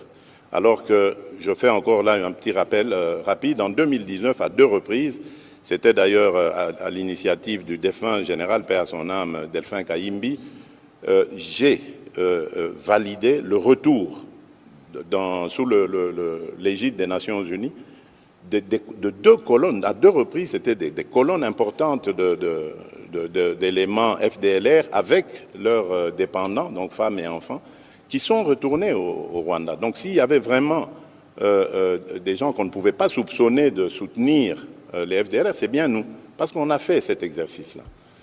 Et donc, je referme la parenthèse, mais malgré ça, le Rwanda a continué à réveiller ce M23, je dirais même pas réveiller, c'est caché derrière le M23. Et c'est ça la raison pour laquelle je ne discute pas avec le M23. Les négociations ou discussions, moi je préfère dire discussions, je les veux. Je les veux qu'avec le Rwanda, parce que c'est lui mon agresseur. Et je l'ai dit d'ailleurs dans la salle à Addis Abeba, à Paul Kagame lui-même, en disant « c'est vous que je veux avoir de face à moi dans une discussion pour savoir et vous poser la question de savoir qu'est-ce que vous voulez à mon pays et à mon peuple. Pourquoi vous continuez indéfiniment de tuer mes compatriotes et de piller les ressources de mon pays. C'est tout ce que je veux comme thème du dialogue, parce qu'il n'y a rien d'autre. Je ne lui dois rien, il ne me doit rien. Mais il doit simplement m'expliquer pourquoi est-ce qu'il s'acharne à massacrer mes compatriotes de cette manière, injustement, depuis tant d'années, et pourquoi est-ce qu'il continue systématiquement à piller les ressources minières et autres, parce qu'on ne parle pas de l'agriculture, mais notre thé, notre café va aussi au Rwanda, et quand il arrive là-bas, il est estampillé Made in Rwanda, alors que c'est le produit du vol des Congolais, du sol congolais. Donc voilà, c'est ça qui justifie le fait que je ne veux pas de négociation avec cette coquille vide qu'on appelle le M23. Et d'ailleurs, j'en veux pour preuve le cas de l'Angola, poser la question au président angolais, qui m'avait aussi demandé cette autorisation d'entrer en contact avec le M23 parce qu'il savait que moi je ne voulais pas discuter avec eux. Je lui ai dit, président, faites-le, mais vous me donnerez raison, vous verrez très vite que ces gens sont des pantins du Rwanda. Ils ne continueront pas ces discussions parce qu'ils savent que vous allez découvrir que derrière ça, ce sont des Rwandais qu'il y a. Pas beaucoup. J'ai vu quelques Congolais irresponsables qui ont osé dire oui, mais on a vu le M23, il n'y a que des Congolais là-dedans. Tant pis pour eux, l'histoire les jugera un jour. Mais je peux vous certifier que le M23 n'est pas congolais. Mais voilà pourquoi d'ailleurs ils refusent d'aller en cantonnement. Parce qu'ils savent que quand ils seront cantonnés, nous allons demander l'identification de tous ces gens. Tout à fait. Ces soi-disant combattants. Et nous découvrirons que ce sont des Rwandais et non des Congolais. On prend quelques aventuriers, on les place devant et on fait croire que c'est une revendication congolaise. Alors que nous sommes un pays démocratique, nous venons de sortir d'élections démocratiques comme il n'y en a jamais eu dans ce pays. Pas de coup de feu, pas de coupure d'Internet, pas d'exclusion de candidats qui qu'ils soient. On est allé à des élections transparentes avec la participation ou l'observation de toutes sortes d'organisations internationales. Il n'y a pas mieux. Il n'y a pas mieux. Alors s'ils avaient des revendications à faire, c'est par le truchement des élections, et non pas en prenant des armes. Voilà, on va continuer sur ce registre avec Marcel Ngoy. Entre-temps, j'ai vu que Madame Gaëlle demandait la parole. Peut-être qu'elle peut déjà...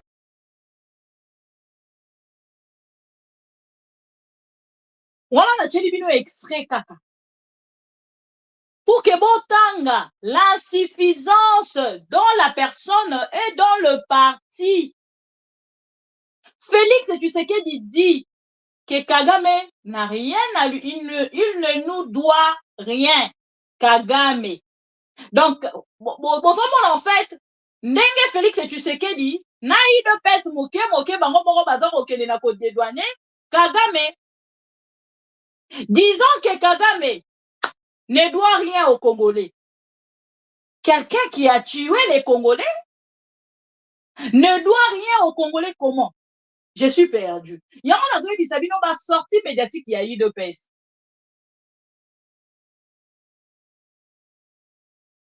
Voilà, ndeko moko kuta okoma Zando ils a 30 ans, ils ont 25 ans et voilà.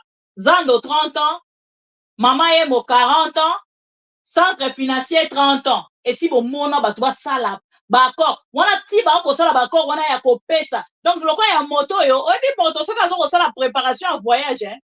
Akende poto. Azoteka biloko andaku. C'est ce que Félix Tshisekedi est en train de faire avec les Congos. Au monde, il n'a tellement pressé, je suis pressé. Ah, nazo voyager. Moni biloko na somba ngo cher. Mais pour na yo, nazo peso ngo kaka pour na okende voyage. C'est ce que Félix Tshisekedi est en train de faire. En train d'hypothéquer tout de la République démocratique du Congo pour ses intérêts personnels. Là, Kabila n'a pas bloqué. Et les inconscients des leaders, bande kosala komi na niveau oyo komi sanga na niveau moko na perdaka. Nzamba sunganga na mi retenir.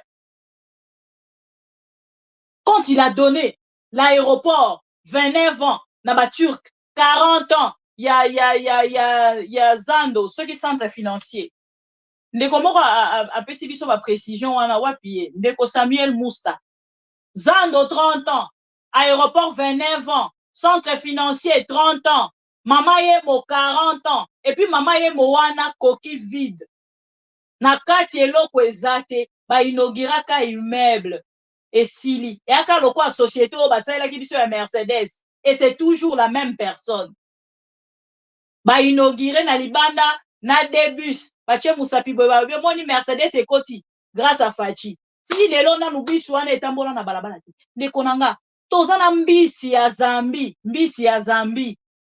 Lelo tozo kokisa 1 an ya mbisi ya Zambi. Anniversaire nango ezalaki lobi mbisi ya Zambi ekoma te ti lelo. Mbisi ezaki ya Zambi hein. Et bongo masango ezaki ya masango pe ya Zambi. Nairobi na ekimi nango. Bokanisa mbisi ya Zambi. Bokanisi masangu ya Vital Kamerhe. Nazolobela kutu masangu nde. Lobi ezalaki anniversaire ya maïs ya Vital Kamerhe. Oyo babimaki 7 ministres pour la kolukela biso maïs. Wana balobaki Katumbi mutu ablokaki. Donc ti mokolo ya lelo Katumbi depo abloka masangu wana ekoma te. Mais président ya Zambie auti kokoma na Kinshasa asali pe asololi pe na Félix Tshisekedi toyambi ye pe awa baluki pe azongi na mboka na ye. Non masango eya te. Bande konanga, omoni yo moto yo kara Félix Tshisekedi. Yo moto nzimela parti ya Félix Tshisekedi. Continuez na mensonge. Na victimisation ya Félix Tshisekedi et consort. Biso ba consciente na ba conscient. To comprena pouvoir ya Félix Tshisekedi. Et tozali kotala ye na mosika.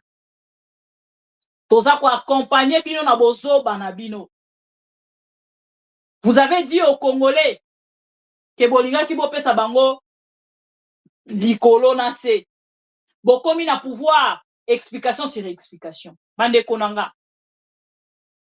Lelo IDPS ke iko dédouaner na bango Kagame.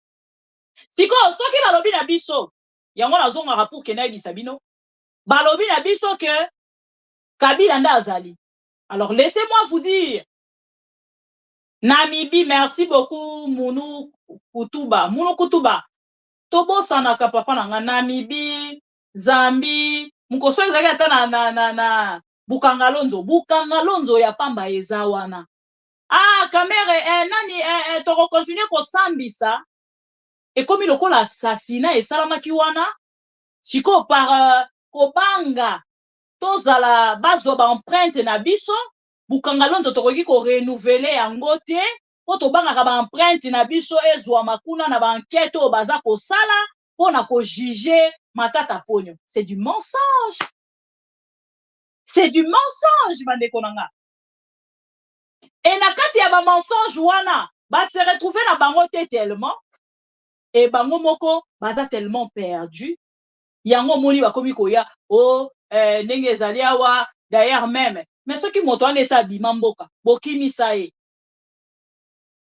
C'est-à-dire, soki bobimi sae, bokimi sae. C'est-à-dire, bo gagner bitumba. Siko bokoki kolesa ba Congolais. Non, omoni, soki, pona koyiba mbongo a l'État, kabunda, soki kabuya. Détournement matin, midi, soir.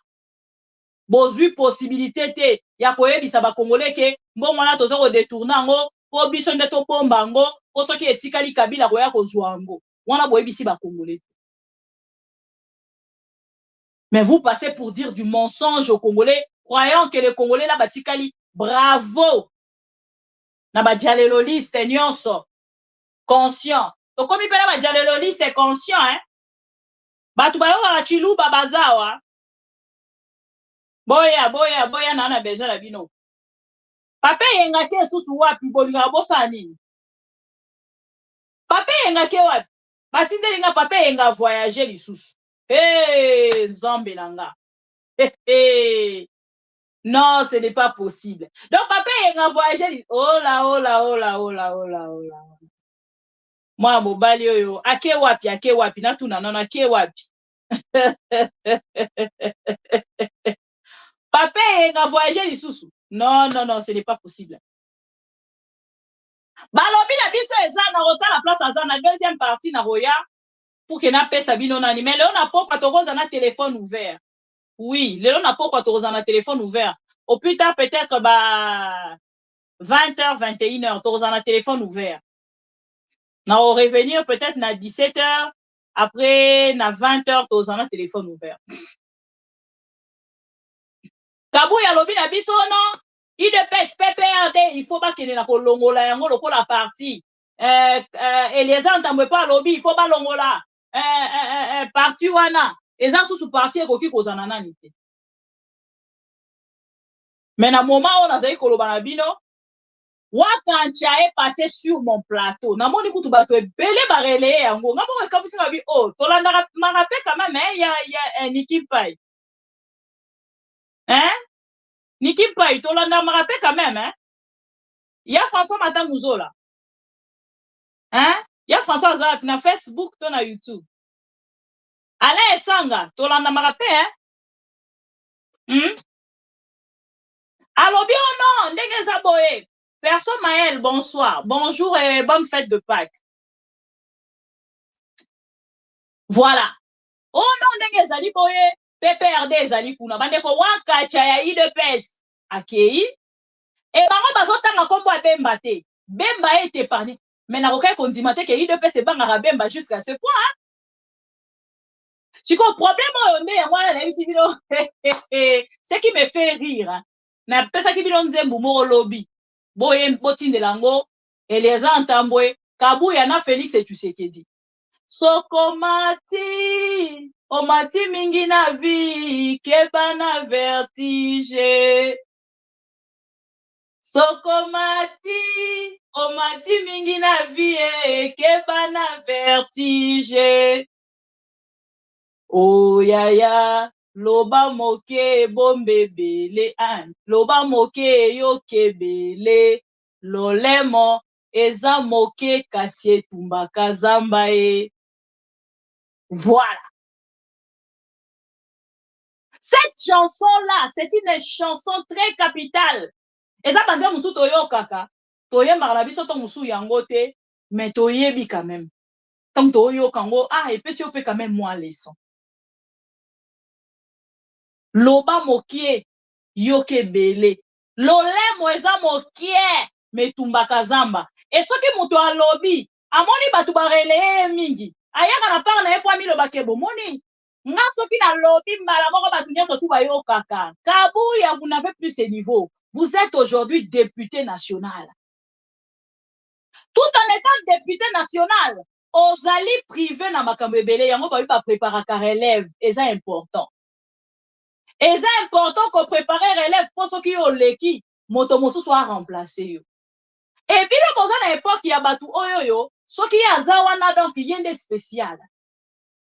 Donc, ceux qui ont les lots zate, donc ils ont un moutou mota au lobé la dissous, I2PS.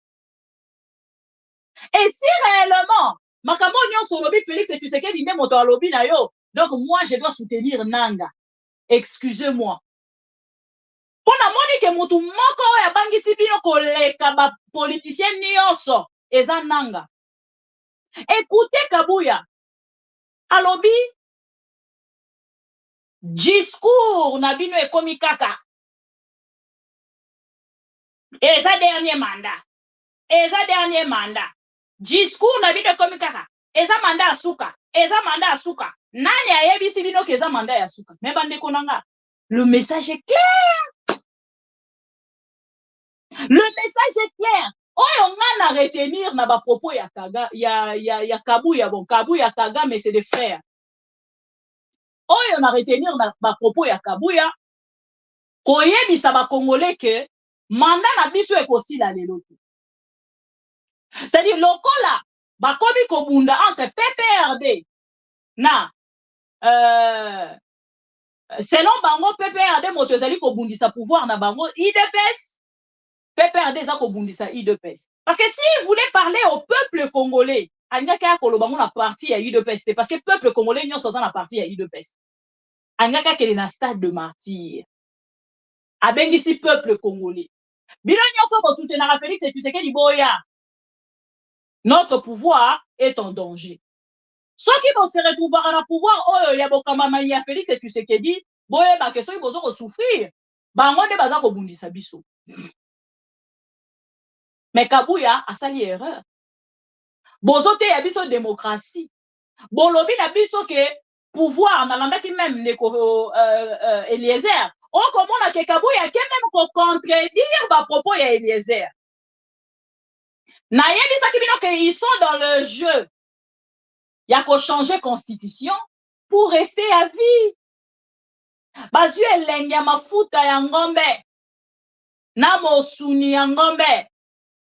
Bakolia bakoloba Kabila zali no kolia mo. Donc lelo jipo na kotambola nango donc Kabila pe bande ko somba ba jipa sikale. Donc lopango yo ya 6 niveau yanga. Otala ka lopango ya 6 niveau ekwei, mais lokola za moto azana Félix ba étouffer kombo na ye. Botala niveau mboka eza gérer lelo. Lopango ya 6 niveau ekwei. Immeuble ya 6 niveau ekwei. Pourtant on a koloba lopango biso eza résidence na maison basse, mais immeuble ya 6 niveau ekwei. Ba étouffer kombo a mokolo na yango. Parce qu'il est avec Félix Tshisekedi. Bomoni esika mboka ekomi lelo. Et Kozwe Sengowana, Kabouya vient avec facilité. Pandekonanga, ça peut même révolter et les opposants. Ce qu'il vient de dire, ce n'est pas seulement contre le PPRD. Bato va soutenir Fayulu, parce que c'est la Fayulu à son pouvoir. Bato va soutenir Katumbi, parce que c'est la Katumbi à son pouvoir. Bato va soutenir Dr Mukwege. Ils attendent aussi de leur côté que Mukwege a son pouvoir. Mais quand vous dites que peut-être qu'on l'a dit bien, Toyoka. Mais naza ko expliquer bino na pourquoi le loboy. Bino batuboza na distraction. Ba infiltrer bino, ba koteli bino ba na kati na bino. Discours ekomi kaka oh eza manda suka. Oh eza manda suka. Nana yebso ke eza manda suka.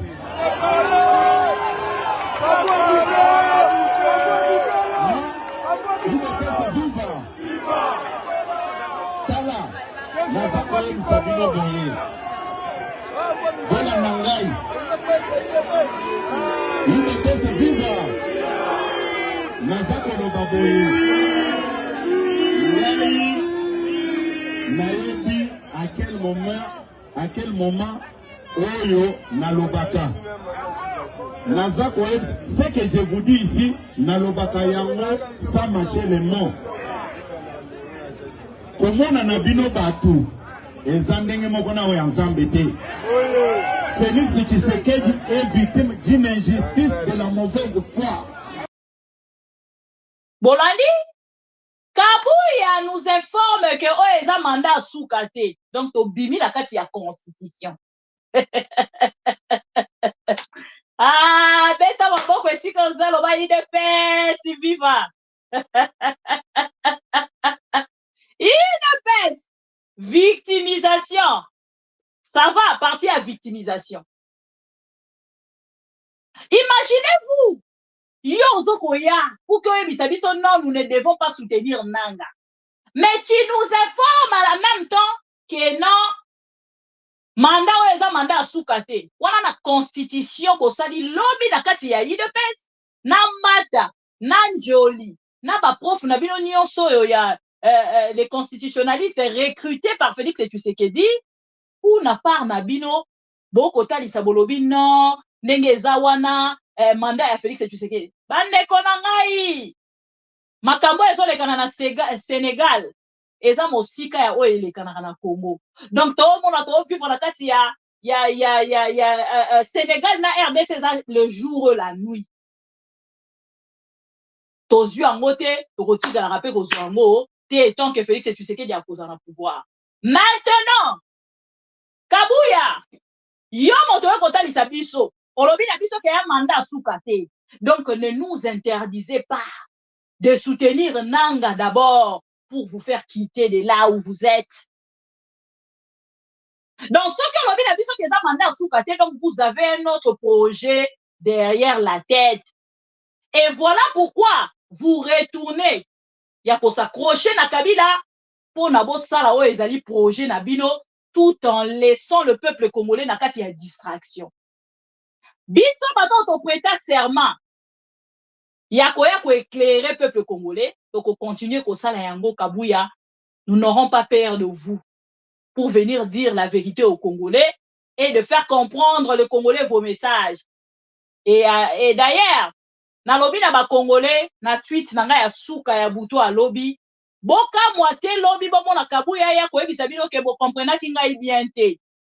Moi je sais très bien parler lingala. Vous m'avez très mal compris. Boka moite lobby. Kabouya, le frustré ne sont pas seulement du PPRD. Ba outi pe na MLC. Et na moment to koloba kaka na IDPS na bino na yambaki pe wankancha. Oyo alobaki makambo oyo ekotambola na réseaux sociaux eza fake news te. Il faut que changer titre wana to tia kombo ya wankancha pour que bato ba comprendre penza que le collaborateur de Félix Tshisekedi quitte même Félix Tshisekedi pour Nanga pona koyebisa bino ke mabe etondi ekomi ko sopana. Donc ne venez pas distraire le Congolais pour dire que non nenge eza boye pouvoir na biso pouvoir eza ya bino IDPS. bisika boswana ki bopesa ki pouvoir biso tozala kité mais lokola moto apesa ki bino pouvoir alobi ke non nasalaki mabe na botola yango et soki na kopesa na batu mususu na pesa batu mususu je préfère parce que bino na pouvoir wana encore 5 ans bomi komi lukela kutu 5 ans oyo kutu ya deuxième mandat non bosali te mais bokomi da komi lukela 5 ans mususu bon wana kutu na yebi te soki ezala 5 ans na mosusu pa à vie bokomi lukela botika na pouvoir à vie ba congolais pe bavandi baotala bino kabuya oyende kopelisa lisu moto na ko revenir na deuxième partie nanga mais entre temps na otika ba congolais balanda wankancha boyoki le projet de l'IDPS le projet de Kabuya par manque d'intelligence exposé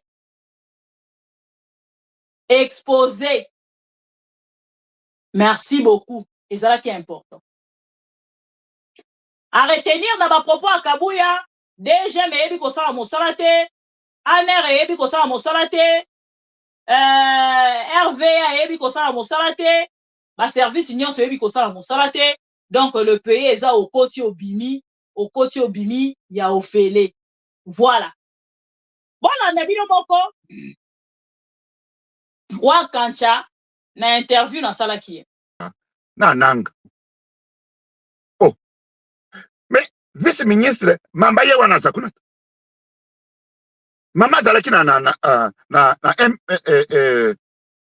MLC ya Bemba azakuna na Kisasa. Mais pourquoi kaka PPRD nazo kaka nzembo kaka PPRD lokola ma extrait oche ya nani ya Eliezer. Mais Eliezer wana se rebelle bayaki na ina sac na et pas ya Lumbalat. OK. Est-ce que Eliezer est un politicien vraiment? Un politicien. Bayaki ina sac na ako simbela Lumbala ba sac boye na ba bilamba moto abanda iko sokolola comment est-ce que Lumbala ba caleçon na ba bilamba Eliezer. Mais moto abanda iko sokolola Lumbala bilamba. Les lois sont le batreba que non bakanga ba rebelle mais il y a comme la Kinshasa ndengene. Parce que rebelle. Mutu lokola Eliezer anaza mutu vraiment ya kondima. Ayebi politique et pas wapi. Tokende pa itozonge pa. Ayebi politique. Tango mokili Congo e kufi. Tango ye vraiment ya Congo. Double brassard. Oh, maman, biloko ya wana moni fatika boiti olobi non, il faut qu'il y ait un changement. Il faut que Félix doit partir avant qu'il soit mbolo yesila. Skoro kene ndenge nini? Mais nanga zoyat. Ah bon? C'est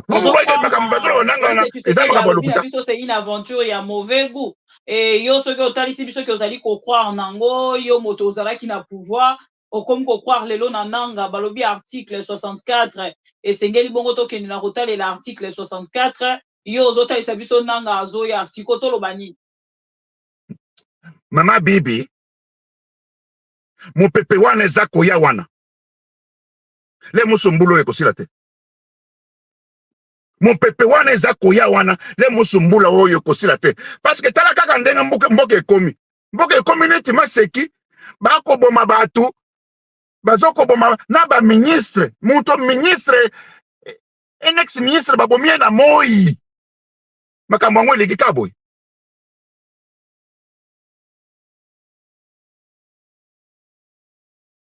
Voilà chers amis, wana wankancha à Télémi, a dénoncé Félix Tshisekedi.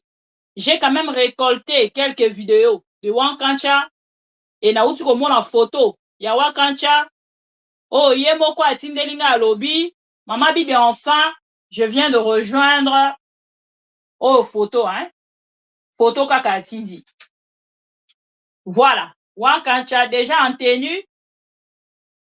Asimbi pe déjà munduki. Ceux qui déjà ba proche na yo moko ba komi ko kite yo à ce point na évite so bozo mona photo Wankancha na munduki ye moko moto atindelinga c'est mon arrivée Ok, la deuxième partie, pardon. Popé Sanga, 1 heure. Nous avons à 15h45 ou carrément 16h. Excusez-moi. Nous avons nos photos. Nous avons d'abord sa belle vie à Kinshasa. Zalaki. Les lois à rejoindre les AM23. Vraiment, Bandekonanga, l'air est grave. Voilà Lukaboke Chouayam. L'air est grave. L'air est grave. Je pense que c'est par là, point la première partie nanga.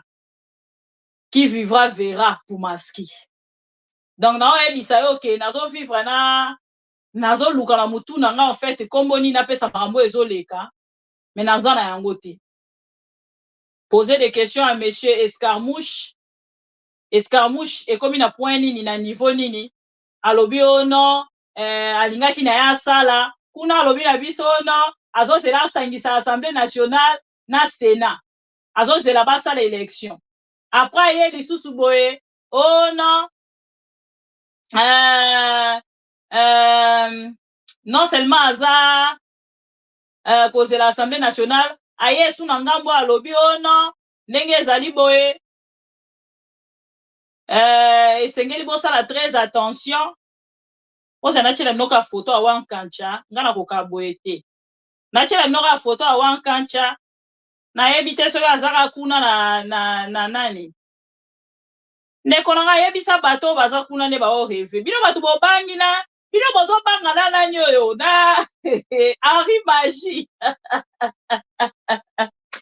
Na IDPS. Henri Magie. Ne moto ache biso na débat o toza ngo lelo po déjà nani akendaki na yebandaka. Mais Henri Magie. Ne moto abangisi bino jusqu'à ce point. Siko so bokangi ba o baza na Kinshasa. Siko wakancha.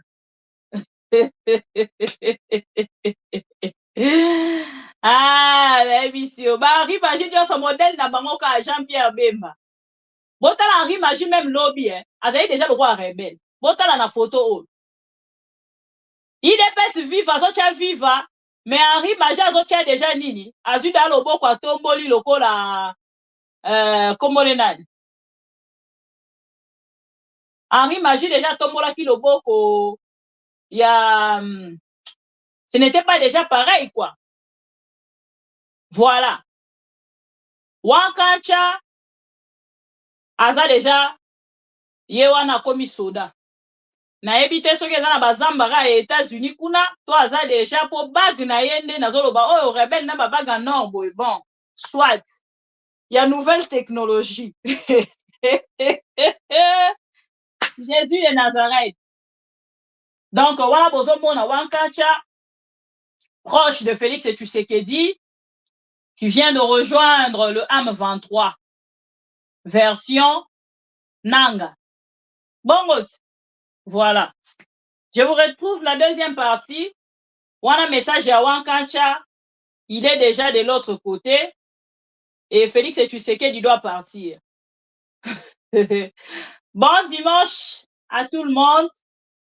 Et bon dimanche, Nabande Konyonso Balandi Biso. Dimanche, il n'y a pas que Mokolo Alelo. Donc, tu auras vraiment toute la journée parce que je sais que toute de famille, Bazan Andaku, et Bisope Loba Tozan Andaku, tu souhaiter kaka, bon dimanche et bonne fête de Pâques, Nabande Konyonso. Nalingi Bino Mingi, Nakutani Nabino, na 16h. À tout à l'heure. Merci. Et la culture du mensonge est à kokabola bisote. Et loko tosali awa lelo na miso na bino peuple mokonzi pe na miso nzamba za kotala biso likolo ezali tomeli mbondo.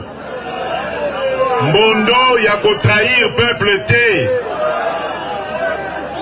Oyo ya kotrahir peuple kombo na ye likama.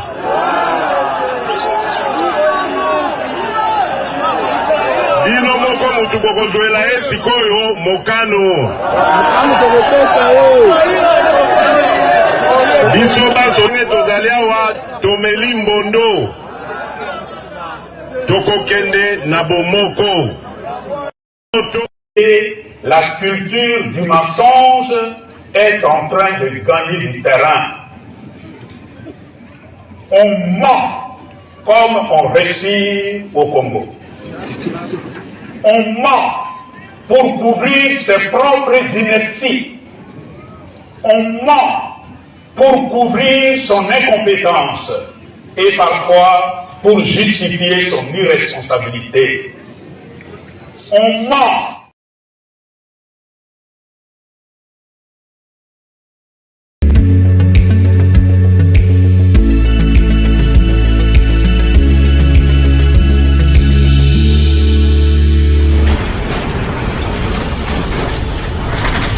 Ma mission TV,